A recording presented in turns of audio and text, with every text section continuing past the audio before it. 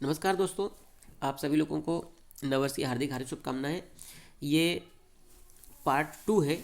इसका पार्ट 1 अगर आपको देखना है तो मैं एंड स्क्रीन में उसकी लिंक दे दूंगा और आई बटन पे भी लिंक दे दूंगा। आप उसका पार्ट 1 भी देख सकते हैं ताकि आपके पूरे प्रश्न 40 प्रश्न सही हो जाएं। आपके पास तो 20 प्रश्न आएंगे, आपके पूरे 20 प्रश्न सही हो जाए और आपके पास प्रमाण पता जाए। तो वीडियो शुरू करने से पहले आपसे मेरी रिक्वेस्ट है कि आप मेरे चैनल को लाइक कर दीजिए, शेयर कर दीजिए, सब्सक्राइब जरूर कर लीजिएगा। और सब्सक्राइब करने के बाद बाजू में जो नोटिफिकेशन है उसे ऑल कर लीजिएगा।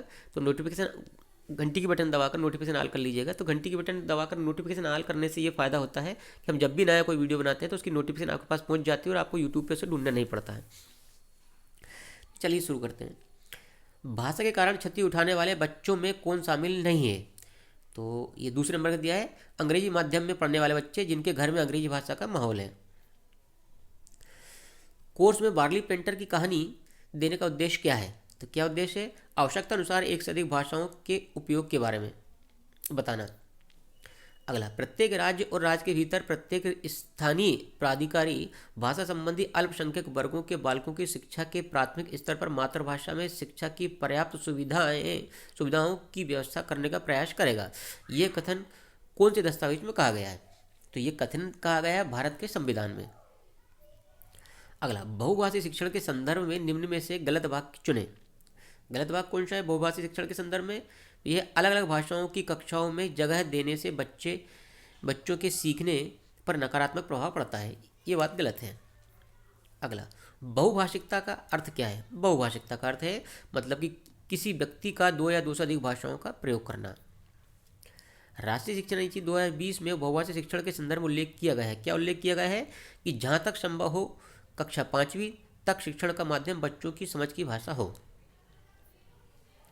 अगला, प्राथमिक स्कूलों में लगभग 25% बच्चों को आरंभिक वर्षों में गंभीर चुनौतियों का सामना क्यों करना पड़ता है? क्यों करना पड़ता है? क्योंकि घर की भाषा और स्कूल की भाषा में अंतर होता है। मतलब घर की भाषा अलग होगी और स्कूल की भाषा अलग होगी, तो स्वाभाविक सी बात है बच्चों को समझने में तकलीफ होगी। वह भाषा जो औपचारिक तौर पर पाठ्यपुस्तकों, शिक्षण सामग्री और शिक्षण प्रक्रिया में इस्तेमाल की जाती है, वह भाषा खालिस्तान कहलाती है। कौन सी कहलाती है? मतलब शिक्षण का माध्यम। शिक्षण का माध्यम कहलाती है। जनरली हम भी कई बार कोई फार्म वगैरह भरते हैं तो उसमें आता है कि शिक्षण का माध्यम हिंदी है, अंग्रेजी है, उर्दू है, क्या है। इस कोर्स में हमने सीखा कि क्या सीखा है? जिन क्षेत्र में बच्चों की भाषा शिक्षण का माध्यम नहीं बनाया जा सकता वहाँ बच्चों की भाषा का कार्य नैतिक तौर पर मौखिक प्रयोग करना चाहिए। इस कोर्स से हमने ये सीखा है। अगला प्रश्न देखते हैं। इथियोपिया के भाषा संबंधी मॉडल के अध्ययन से निष्कर्ष निकलता है कि मातृभाषा में अध्यापन से बच्चों ने सभी विषयों में बेहतर प्रदर्शन किया है। मतलब मातृभाषा में यदि बच्चे सीखते सिखाते हैं तो वो अच्छा प्रदर्शन करते हैं। अगला, ज्ञान के सृजन के लिए किस भाषा का पुल आवश्यक है? ज्ञान के सृजन के लिए, तो ज्ञान के सृजन के लिए परिचित भाषा, जो भाषा है उन सभी लोग परिचित हों। अगला, कक्षा में दूसरी भाषा सिखाने की आधारभूत शर्त नहीं है। कौन सी शर्त नहीं है दूसरी भाषा सिखाने की? कि शर्त ये नहीं है कि शुरुआत से ही L2 या लैंग्वेज 2 की शब्दावली लिखना।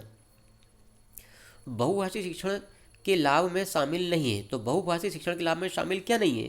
मतलब कक्षा 1 में अंग्रेजी पढ़ना लिखना सीख जाना।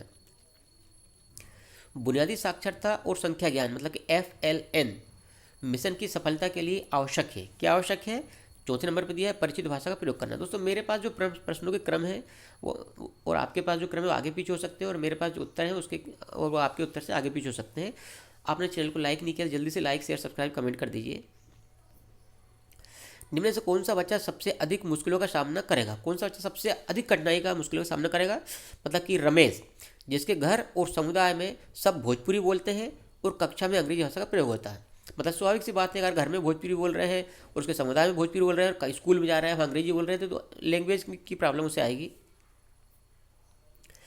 असम में चाय के बगीचों में काम करने वाले आदिवासी समूहों के बीच की भाषा को कहते हैं। तो असम में जो चाय के बगीचों में काम करने वाले आदिवासी समूह उनकी भाषा को कहेंगे लिंक भाषा। भाषा शिक्षण से जुड़ी भ्रांति चुनिए। कौन सी भ्रांति है भाषा शिक्षण में?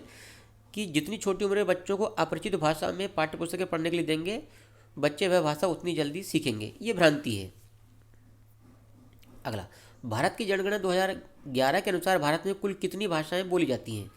तो भारत की जनगणना 2011 के अनुसार भारत में 1369 भाषाएं बोली जाती हैं।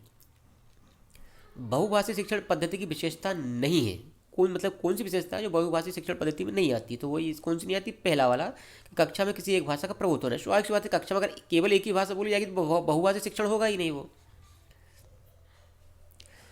अगला, भाषा अंतर्निहित निपुणता का सिद्धांत किसके द्वारा दिया गया था? मतलब भाषा अंतर्निहित निपुणता का सिद्धांत जो दिया गया था वह जिम कमिंस के द्वारा दिया गया था। तो देखिए इस प्रकार दोस्तों ये मेरे पूरे 20 प्रश्न सही हो गए हैं। अब देखते हैं कितने प्रश्न सही हैं। ये देखिए 20 में से 20 प्रश्न सही हैं, और आप मेरा पार्ट 1 और पार्ट 2 दोनों देख लीजिएगा तो आपके 20 प्रश्न सही हो जाएंगे। मैं इसमें पार्ट 1 की भी लिंक दे दूंगा एंड स्क्रीन में। और अगर आप अभी भी आप मेरे चैनल को लाइक नहीं किया तो लाइक कर दीजिए, शेयर कर दीजिए अपने दोस्तों को अपने व्हाट्सएप ग्रुप में, और सब्सक्राइब जरूर कर लीजिए, क्योंकि सब्सक्राइब करने से क्या होता है, आपके पैसे नहीं लगते, पर हम लोगों को क्या है कि एक प्रोत्साहन मिलता है, बढ़ावा मिलता है कि हमने कोई वीडियो बनाया, लोगों ने उसे पसंद किया। और साथ में सब्सक्राइब करने के साथ साथ जो घंटी की बटन है उसे दबाकर नोटिफिकेशन ऑल कर लीजिएगा। उससे ये होगा कि हम जब भी अगले वीडियो बनाएंगे तो उसकी नोटिफिकेशन आपके पास पहुंच जाएगी।